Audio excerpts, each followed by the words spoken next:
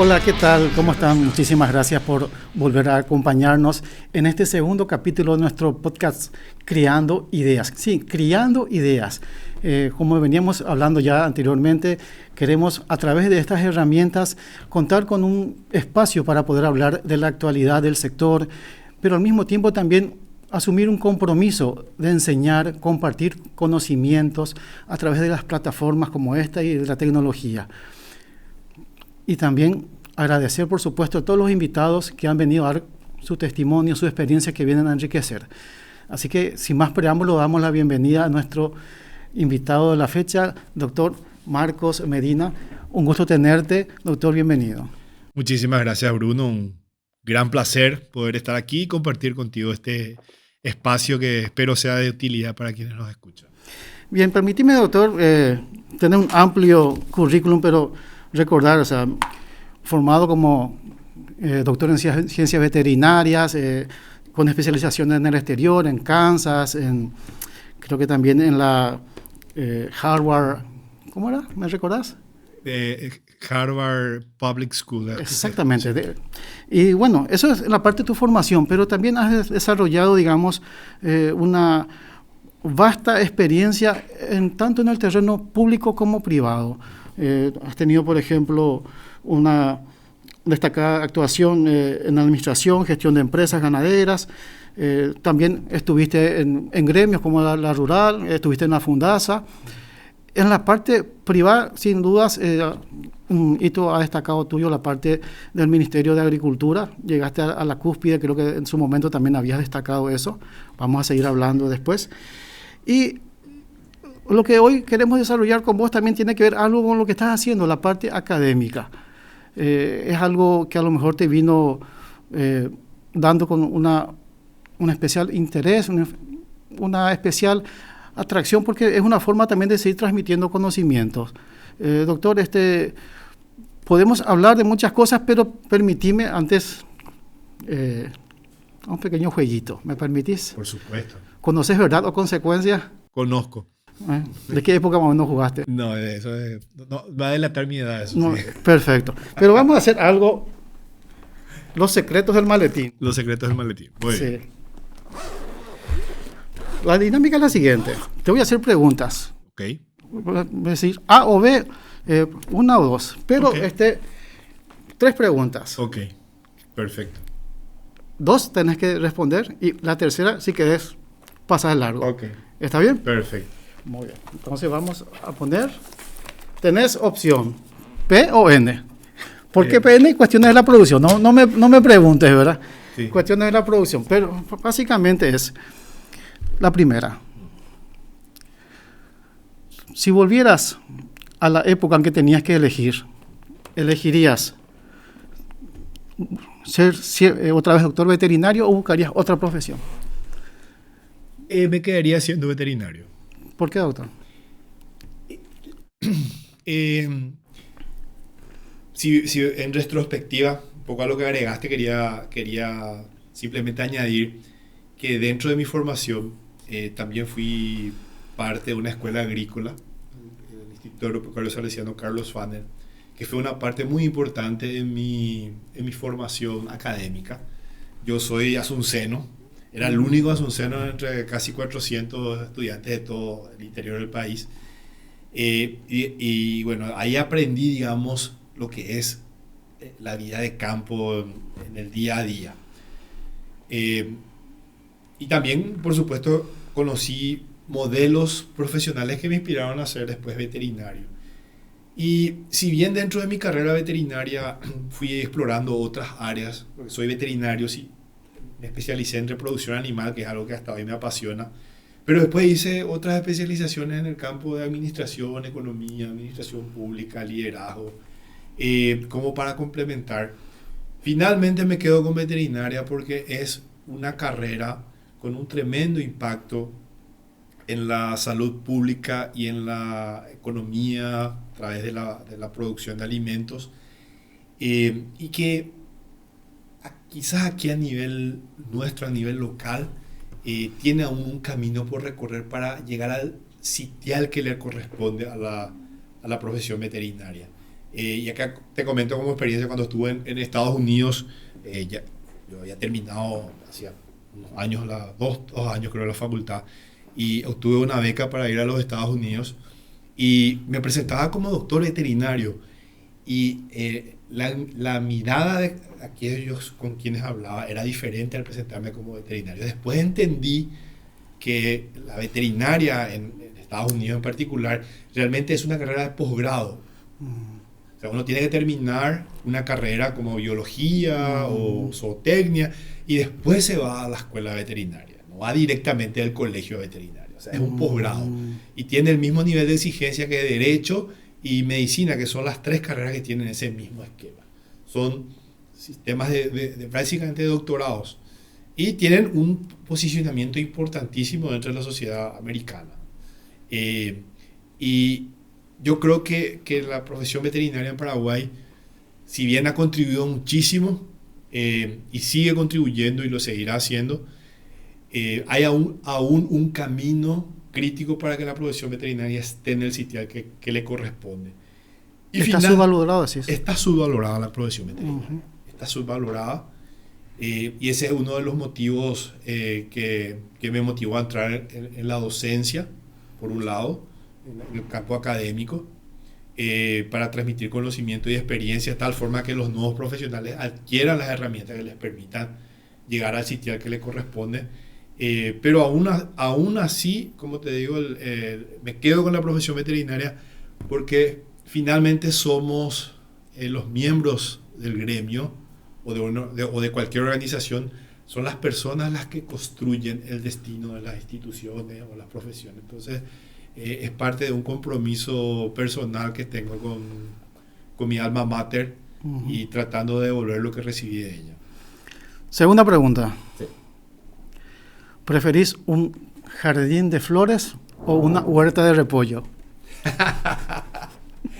Eso me parece una pregunta en doble sentido porque soy liberteño, entonces es una decisión difícil, pero me quedo con lo del jardín de flores porque soy admirador de aquel pensamiento, creo que de la cultura china, que dice: si quieres ser feliz por un día, emborráchate; si quieres ser feliz por un año, cásate; y si quieres ser feliz toda la vida, sé jardinero, dedícate a hacer algo en tu jardín. Entonces, y de hecho, un poco ya en esta etapa de la vida, me gusta mucho esa vida de jardín porque es una manera de conectarse con la naturaleza. Hay aspectos, no sé, hay aspectos que inclusive ayudan en discernir en la misma sabiduría que implica vivir. Así que me quedo con lo del jardín, a pesar de que me costó mucho por lo de los repollos. ¿Pero tenés un jardín? Tengo un jardín, sí, y me ocupo personalmente de mi jardín. ¿Y qué tenés en el jardín? Empecé bien básico. Lo más importante es siempre el pasto. Soy un aficionado a mi pasto, tiene que estar verde, no quiero yuyitos en el pasto. Cuando hay un peladar me voy, que le pongo, veo el abono, lo que sea. El pasto tiene que estar siempre verde. Y ahora estoy yéndome hacia las plantas. No sé, tengo mi Santa Rita, que las podo cada cierto tiempo. Tengo mis demás plantas que las cuido. Cuando llueve saco todas mis plantas a la lluvia. O sea, me volví un aficionado de la vida de jardín, porque descubrí que a través de eso realmente uno no solamente adquiere ese sentido de estar haciendo algo, sino que como te mencioné anteriormente, hay una sabiduría dentro de ese accionar y ese contacto que uno tiene con la vida en la naturaleza. La tercera, si tuvieras que elegir sector público o sector privado, acuérdate que puedes rechazar o no. En este momento de la vida opto por el sector privado, pero es porque las personas de mi entorno, particularmente mis hijos, tengo una nieta, es un momento de la vida en donde si uno pierde esta etapa de la vida, se van esos momentos. con las personas que probablemente estoy seguro son las más importantes en nuestras vidas. Y no descarto en algún momento entrar al sector público, pero eso implica una decisión de probablemente dejar de lado todos los demás aspectos de mi vida, como en algún momento me pasó. Es un 24/7 dedicándote al tema de la... Al menos si quieres hacerlo bien. Si uno lo quiere hacer bien, es dedicarse 24/7, y es un sacrificio para aquellos que forman parte de tu vida. No solo es un sacrificio personal que muchas veces quizás uno lo puede asumir, pero el sacrificio que tienen que asumir las demás personas tiene que ser bien medido. Entonces, me quedo con el sector privado en este momento de mi vida, pero no descarto en algún momento volver a la vida pública, e inclusive en algún momento intentar la vida política, pero no en este momento. Y bueno, justamente a partir de esto era para ir introduciendo el tema. Justamente te invitamos porque vemos que entre tu amplio conocimiento, amplia experiencia, has desarrollado esa doble función, la parte privada, parte pública, bien lo decíamos. Y bueno, y conocer un poco cuáles son los desafíos para alguien que tiene que hacer ese cambio, quizás hasta un cambio de chip de decir, bueno, hasta acá hice lo público, paso a lo privado, o cuáles son un poco las expectativas que puedo tener desde lo privado a lo público. En tu caso, ¿cómo se dio? ¿Pasaste de lo privado a lo público? O sea, ¿saliste de la facultad? ¿Cómo viene la mano? Yo inicié realmente mi vida en el sector público. Uh-huh. Al terminar la facultad, trabajé en el sector público, en el Ministerio de Agricultura, con grandes profesionales como el doctor César Prieto, el doctor Alberto Oca y otros. Y fui residente en la estancia Barrerito, o sea, hice ese camino crítico en el sector público, básicamente porque en ese momento mi objetivo de vida era conseguir una beca y salir al exterior. Uh-huh. Y en aquel momento las oportunidades para conseguir una beca eran casi exclusivamente estando dentro del sector público. Conseguir una beca desde el sector privado era muy difícil en aquel momento, en aquella etapa. Uh-huh.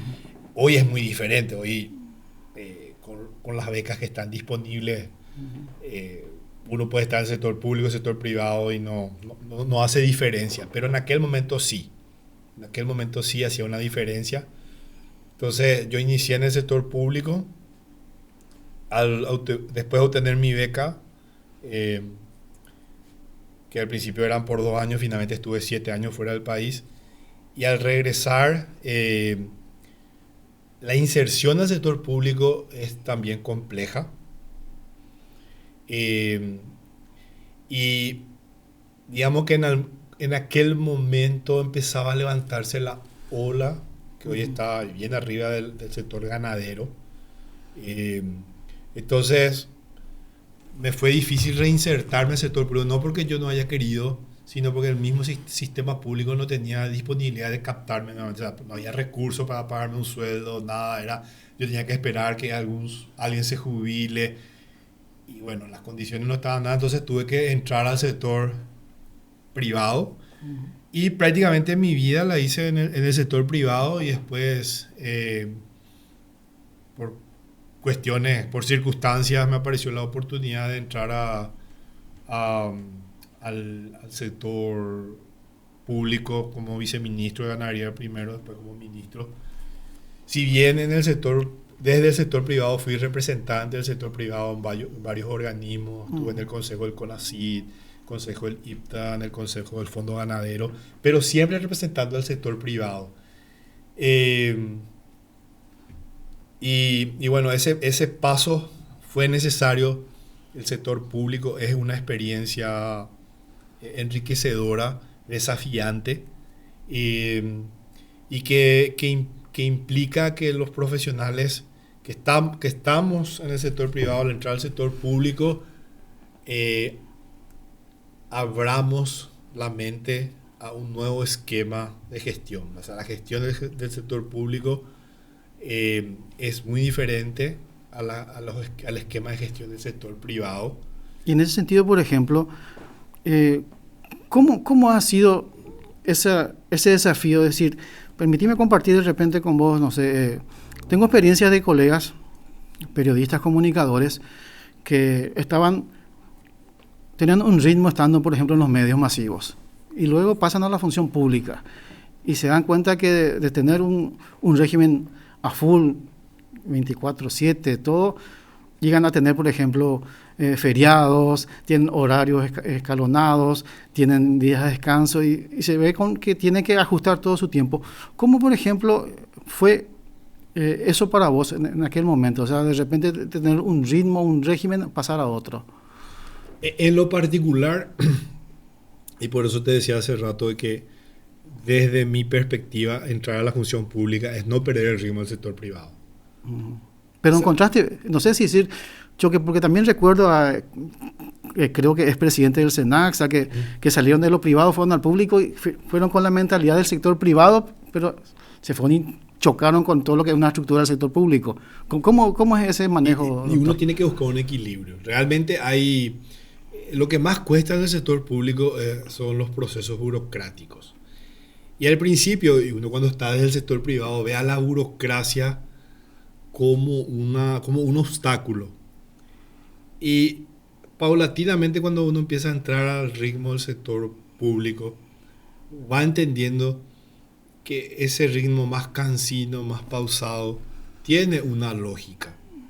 Y la lógica básicamente es de que, y eso recién uno lo ve al final de una gestión, es asegurar que todos los procesos, especialmente administrativos, cumplan con todos los requisitos que permitan mostrar de que uno tuvo una gestión transparente. Porque yo creo que lo peor que le puede pasar a un profesional que viene del sector privado, entra al sector público, es salir del sector público manchado.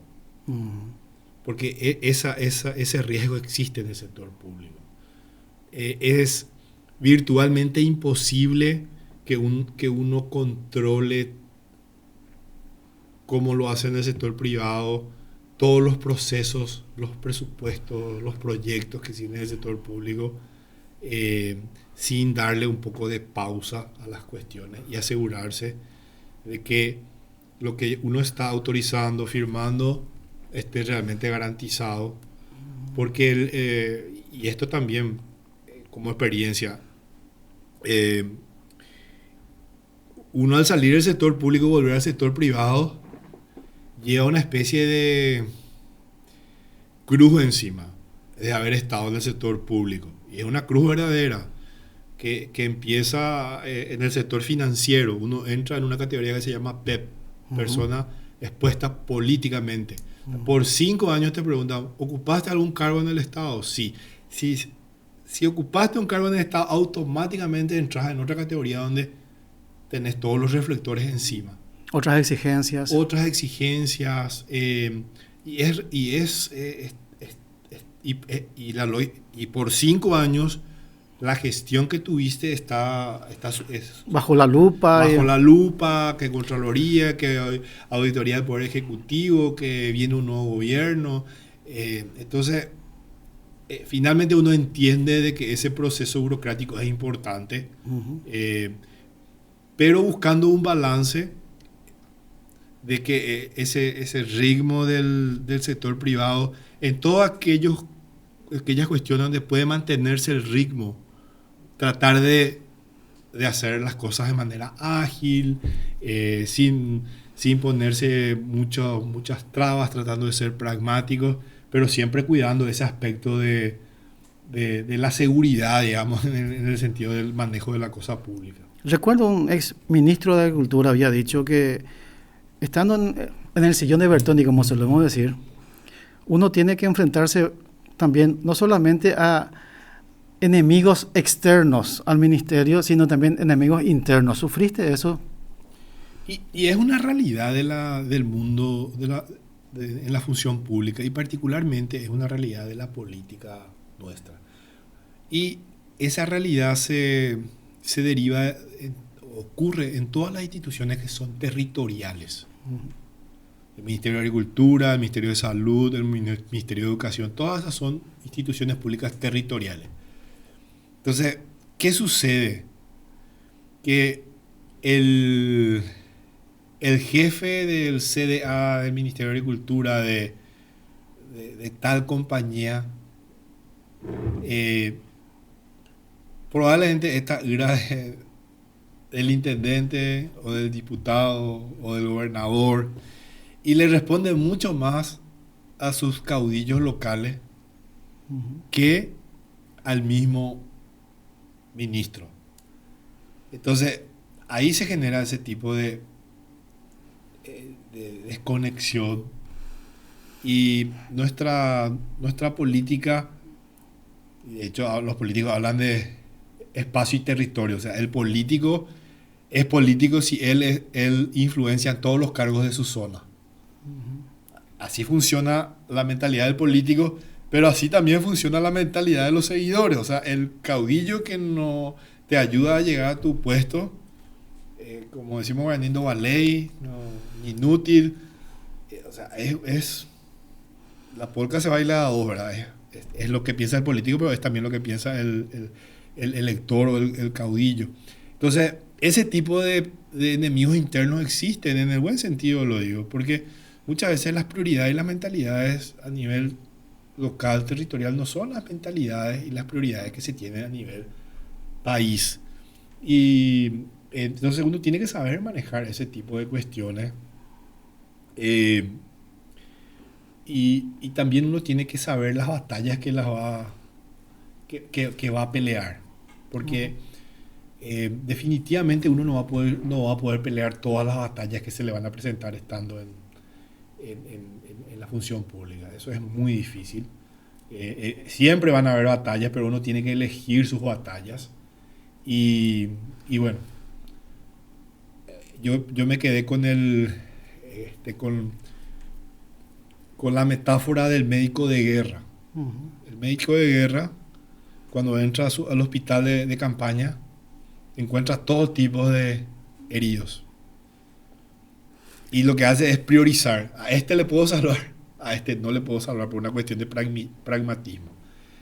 Y entonces elige sus pacientes o elige sus batallas. Y lo mismo ocurre en la función pública. Uno tiene que saber muy bien cuáles son las batallas que va a pelear. Saber y elegir. Saber y elegir, y entender de que uno puede hacer algunos cambios, pero no todos los cambios. Por eso es tan importante, y esta es la esencia de cualquier familia, cualquier organización, cualquier sociedad que evoluciona y progresa en el tiempo. No es una persona, ni no es una generación la que tiene que hacer el trabajo. Son varias personas en masa crítica, y son varias generaciones que durante el tiempo mantienen un trabajo sostenido para generar los cambios positivos dentro de la sociedad. En tu gestión, tanto viceministro como ministro, hubo varios logros. O sea, uno de los más llamativos y que cobró un destaque fue el tema de las vacas voladoras. También creo que vos personalmente insististe mucho también en la formación con el tema de las becas Carlos Antonio López. ¿Con cuáles ejes o con cuáles logros te podrías quedar hoy por hoy? Definitivamente lo de la exportación de ganado en pie a Ecuador, lo de las vacas voladoras fue lo más impactante, lo que tuvo mayor impacto. Por lo que significó en términos del destaque a nuestra ganadería y particularmente a nuestra genética.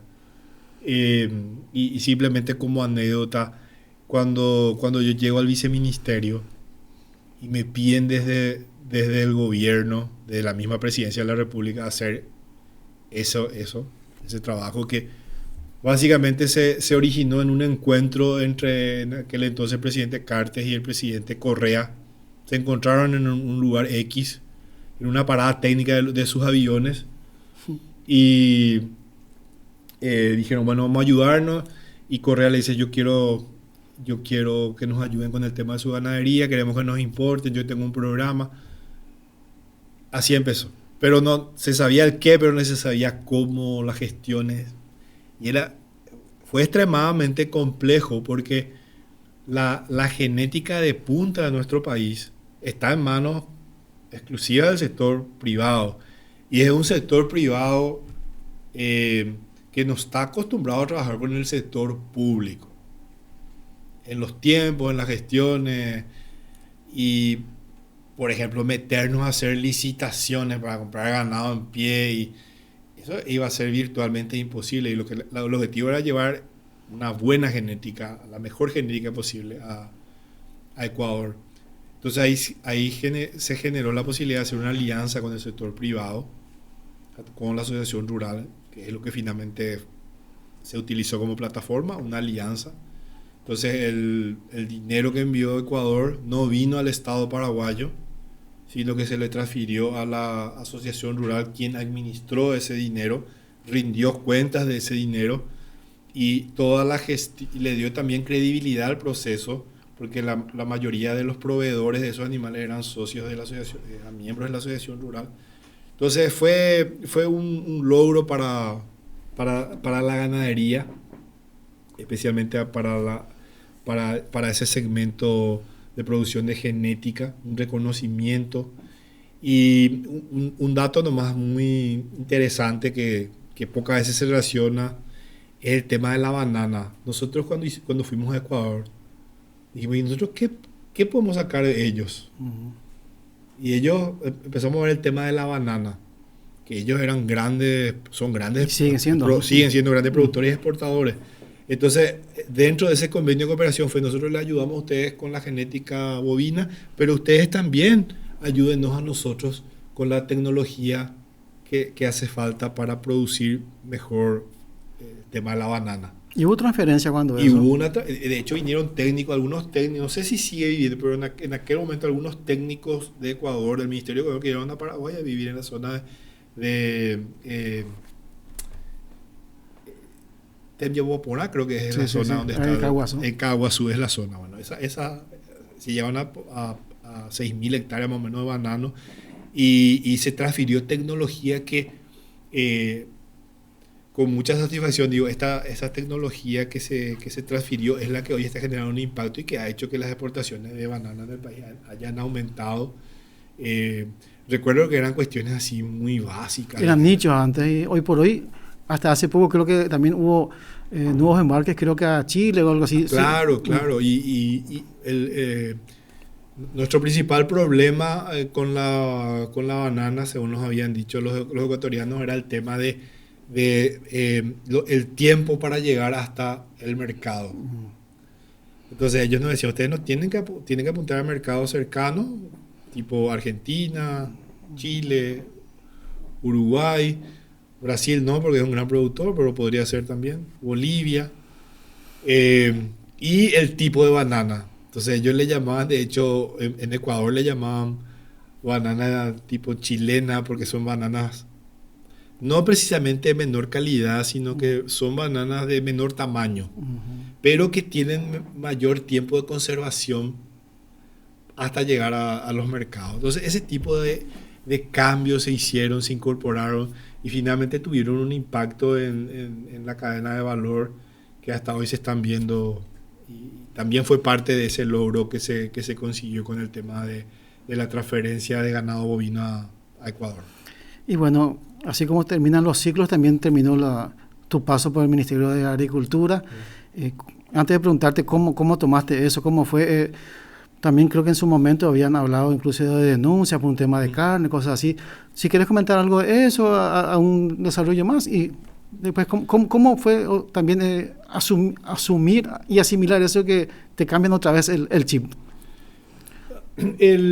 Cuando uno entra a la función pública, recuerdo bien que alguien me dijo, mira, vos sabés, acá está tu fecha de entrada, pero acá también ya está tu fecha de salida. Falta completar, en algún momento vas a salir. ¿Como un técnico de fútbol quizás? Claro, es como un técnico de fútbol, ¿verdad? Uh-huh.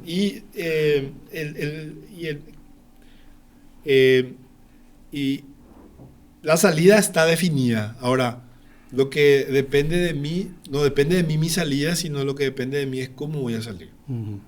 Y lo más importante en ese contexto es que uno salga tranquilo con uno mismo. Lo que estabas mencionando hace rato. Exactamente, en el sentido de que salga con una gestión limpia y habiendo dejado por lo menos alguna huella positiva dentro de la gestión. Y en aquel momento hubo una crisis muy importante por una triangulación de carne que venía desde Brasil y entraba al país. Fue una crisis importante que finalmente derivó en un enfrentamiento entre un ministro de aquel momento, que era el ministro de Industria, el ministro Leite, con el presidente de la Asociación Rural del Paraguay, que en ese momento era el doctor Villasanti. Ese era un enfrentamiento cuasi personal entre ellos. ¿Y abierto? Y probablemente abierto, ¿verdad? Había un enfrentamiento entre ellos. Y yo, como venía del sector privado, de la asociación rural, siempre mi vínculo con la asociación rural hasta hoy sigue siendo importante. Entonces, digamos, me metí en un fuego cruzado que finalmente derivó en un enfrentamiento no provocado por mí, ni tampoco hecho ni con ninguna intencionalidad, del ministro Leite hacia mí.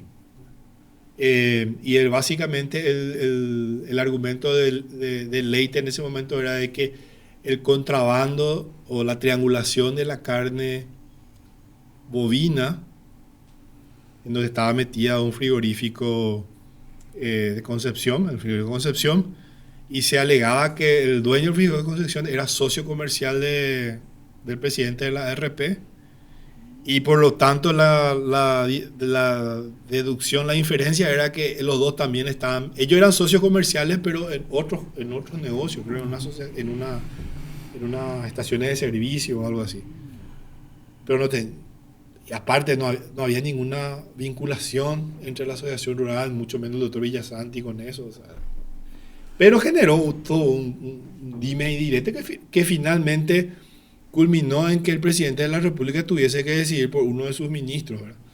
Porque el ministro Leite, ya como ministro senior, estuvo todo el periodo, quería imponer ciertas cuestiones que a mi criterio, yo, un ministro recién puesto, eran incorrectas.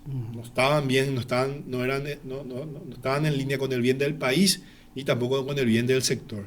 Y eso generó entre nosotros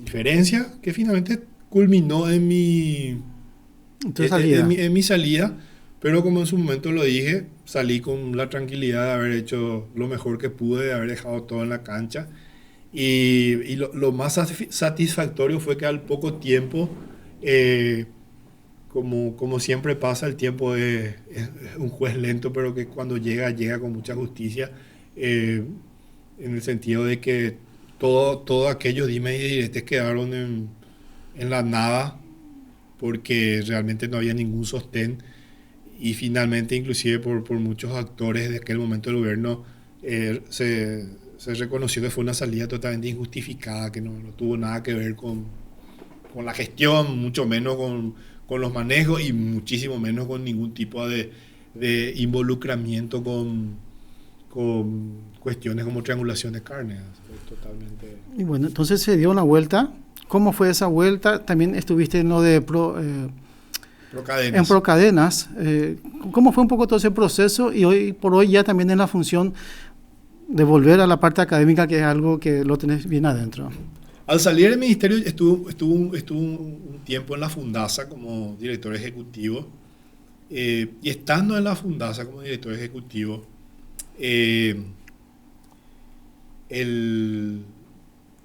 me presenta la oportunidad me ofrecen ser parte de un proyecto internacional de la Unión Europea como coordinador general.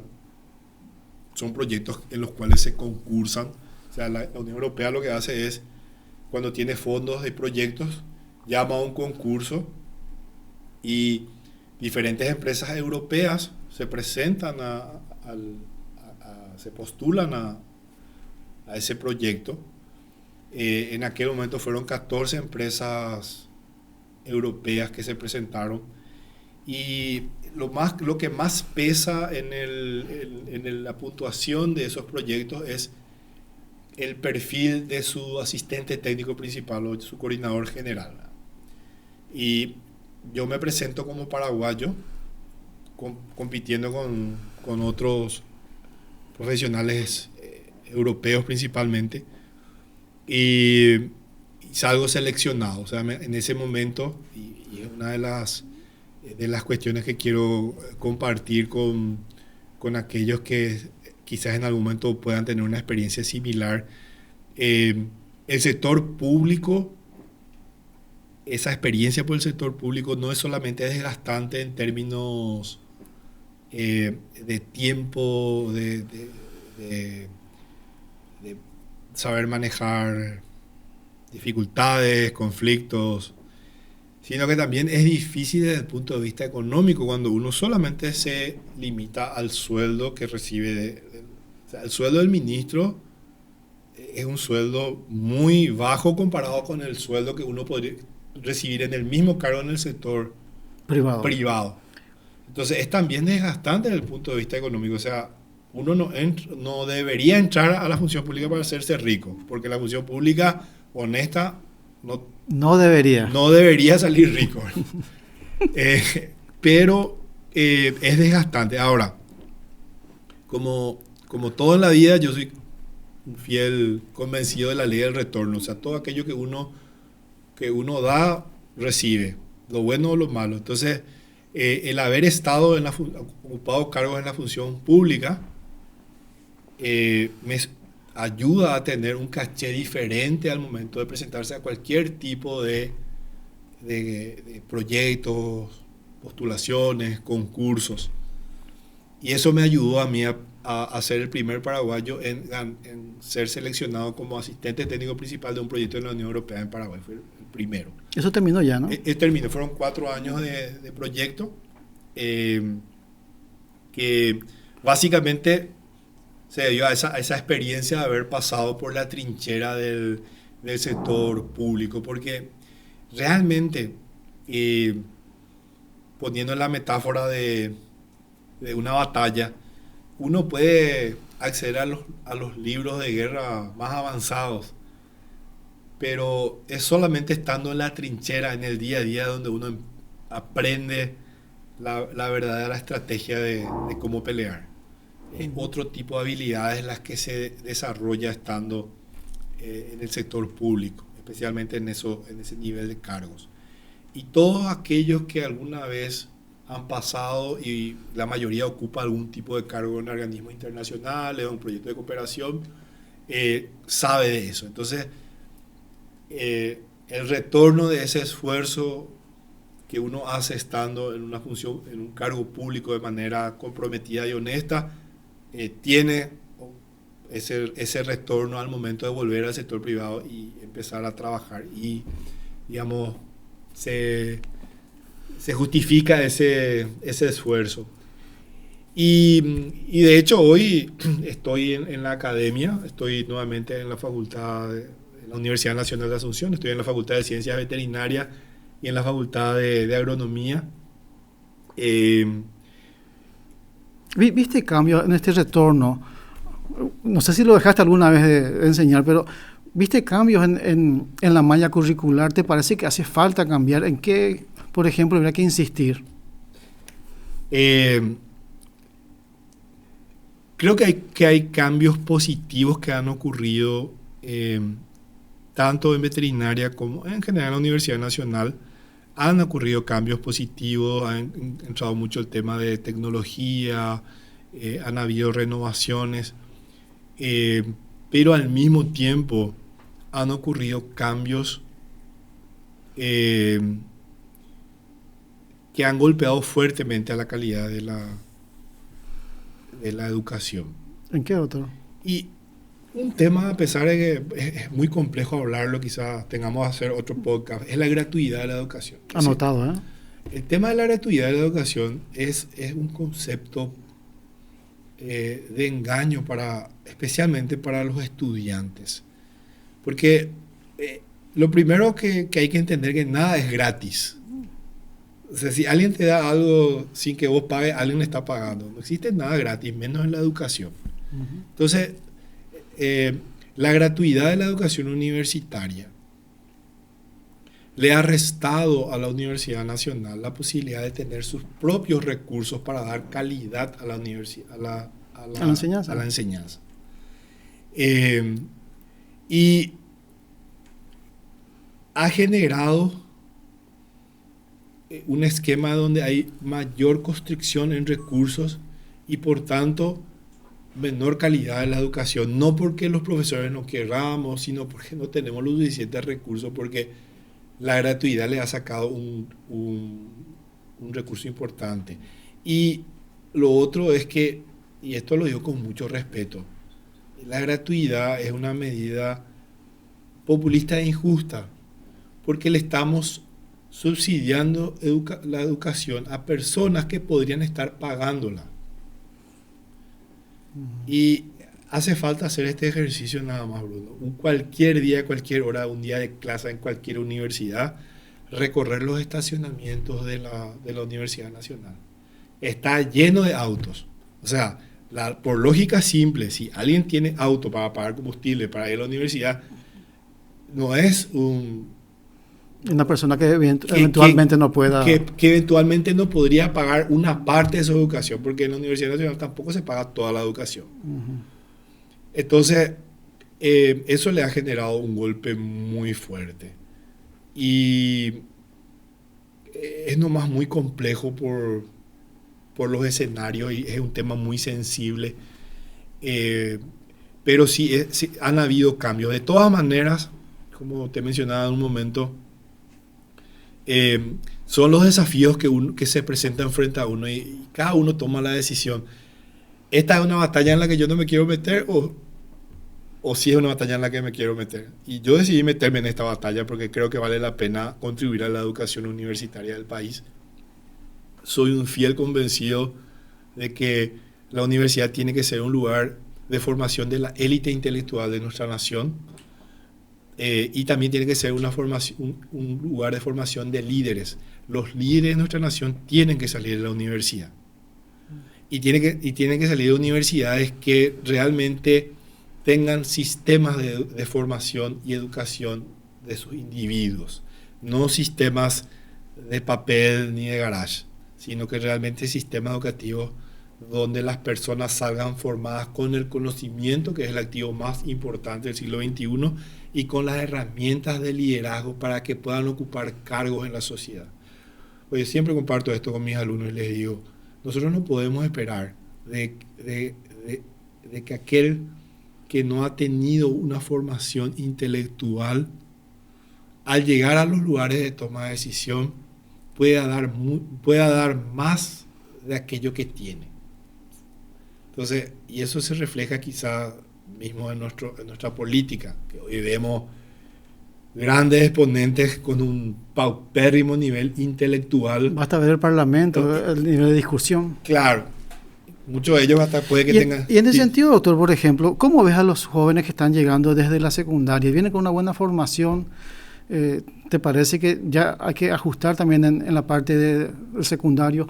Hay que insistir otra vez, bien dijiste al comienzo, la parte de tu formación como bachiller técnico agropecuario. O sea, es bueno un poco también fortalecer esa parte, como para ir cerrando ya y ya agradeciendo también tu presencia aquí.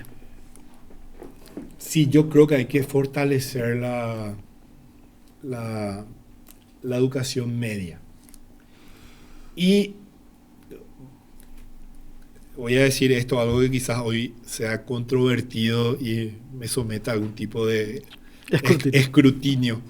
Pero estoy convencido por lo que he visto en otros lugares. Acá hay un vacío de mandos medios, de profesionales mandos medios, que sería un estrato que está entre la educación media y la universidad. Se vendió la idea de que todos los jóvenes al salir del secundario, la mayoría, su objetivo tiene que ser La facultad. la universidad. Y vuelvo a decir, esto es muy controversial, la universidad no es para todos. Y no estoy hablando por una cuestión de querer excluir a alguien ni de discriminación, no es por eso, sino porque está demostrado, inclusive en las sociedades de mayor desarrollo, que ese mando medio tiene mayores oportunidades que pueden ser construidas en poco tiempo, en pocos años. Y a ver, no quiero que se malentiendan mis palabras, pero hoy sucede a nivel general, y no estoy hablando de la Universidad Nacional, pero a nivel general, que la universidad lo único que da es un pedazo de cartón, no da conocimiento. ¿Y dónde está el conocimiento? Y el conocimiento y lo que pasa es que la gente sale con ese pedazo de cartón. ¿Cuál es la lógica? El joven que termina el colegio y va a la universidad porque piensa que con el título universitario va a tener mejores oportunidades laborales y profesionales y va a tener mejores ingresos. Esa es la lógica en general. Puede haber excepciones, pero esa es la lógica en general. Y no sucede así. O sea, salen del colegio, van a la universidad, salen de la universidad con un pedazo de papel, pero no hay conocimiento, que es lo que se paga. Y al salir al mundo laboral, se encuentran que se fueron engañados, o sea, no tienen mayores oportunidades por haberse ido a la universidad. No es así, no funciona así. Y voy a este ejemplo que hace poco inclusive lo veíamos en las estadísticas del Instituto Nacional de Estadística. Y quizás en la propia vida cada uno puede corroborar. Un electricista, un plomero, un jardinero, un albañil hoy tiene mejores ingresos que muchísimos profesionales universitarios. ¿Por qué? Porque cuando vos le contratás a un albañil o a un electricista, a un plomero, a quien sea, vos le contratás por su conocimiento. Le pagás por su conocimiento. No le pagás por el título, sino porque le pagás para que venga y te solucione el problema que tenés. Entonces, cuando te vas a un profesional universitario que vos le contratás por supuestamente su título, pero después no te soluciona nada, terminás excluyéndole porque lo que finalmente se paga es el conocimiento. Y lo mismo pasa en el sector agropecuario, en el sector pecuario, que digamos, es un área en común que tenemos. Esto le choca a veces a los chicos que en las carreras de agronomía y veterinaria, pero es una realidad. En el sector privado, en el sector ganadero, por ejemplo, el sueldo promedio de los capataces y mayordomos es más elevado de los profesionales agrónomos veterinarios. ¿Por qué? Porque el capataz o el mayordomo que quizás ni siquiera terminó la escuela, pero tiene el conocimiento. Y el profesional que estás contratando no tiene ese conocimiento. Entonces, es una cuestión económica lo que sucede ahí. Entonces, son grandes desafíos. Por eso te digo, la educación media se tiene que fortalecer. Se tiene que fortalecer y se tiene que apuntar a un segmento, a fortalecer el segmento de los mandos medios. Y si ahí en ese segmento de los mandos medios otra vez hay un segmento que realmente tiene las condiciones para dar el salto a la universidad, que vaya a la universidad. Pero la universidad tiene que generar profesionales de calidad, no profesionales con un pedazo de papel. Ya. Vamos a ir cerrando, doctor. No sin antes recordarte. Ahora que dijiste el tema del cartón, del papel, permitime volver a nuestro maletín. Claro. ¿Recuerdas este?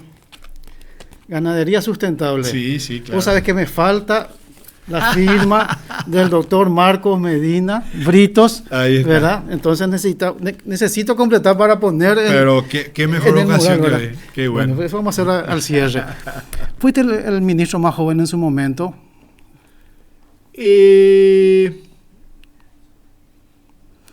Creo que fui uno de los más jóvenes. Ese dato no lo tengo, pero creo que soy uno de los más jóvenes. Yo recuerdo cuando asumiste, si mal no, el tema del viceministerio de Ganadería, que fue allá en San Lorenzo. Un discurso muy motivador. Y sobre todo porque creo que usaste cuando es uno de tus lemas favoritos, si me puedes recordar, ya la memoria a veces tiene sus caprichos. ¿Y de cómo surge ese lema? ¿Me recordás algo así como ser útil al prójimo y a la patria? ¿Cómo es el lema y cómo es el concepto de eso? Sí.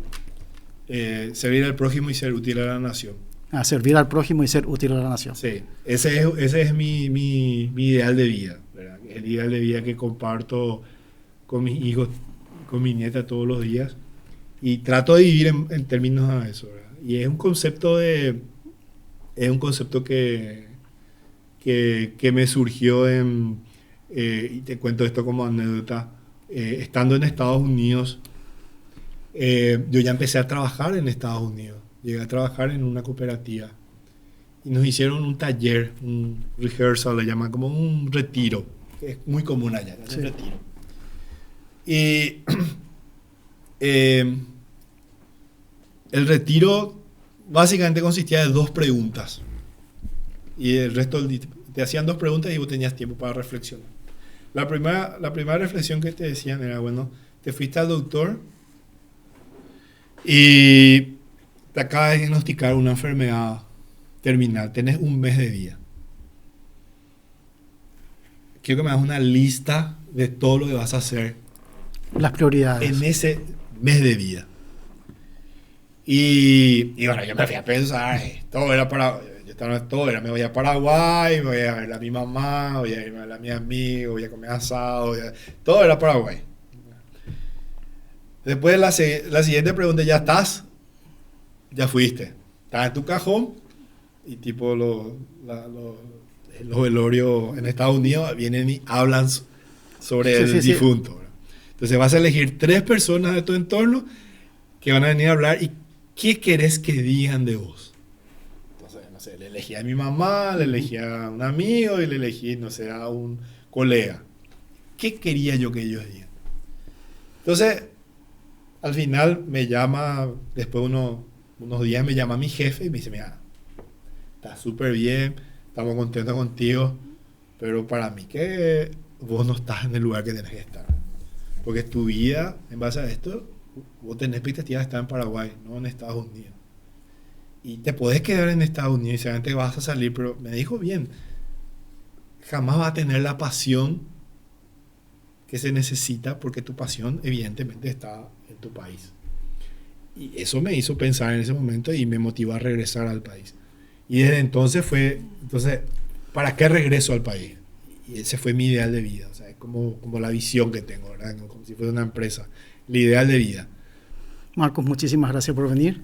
Gracias, Bruno. Vamos a concretar entonces otro encuentro, quedan muchos temas por seguir debatiendo, como siempre el aprecio para vos y tu familia. Y bueno, así hemos compartido esta nueva entrega del podcast Criando Ideas.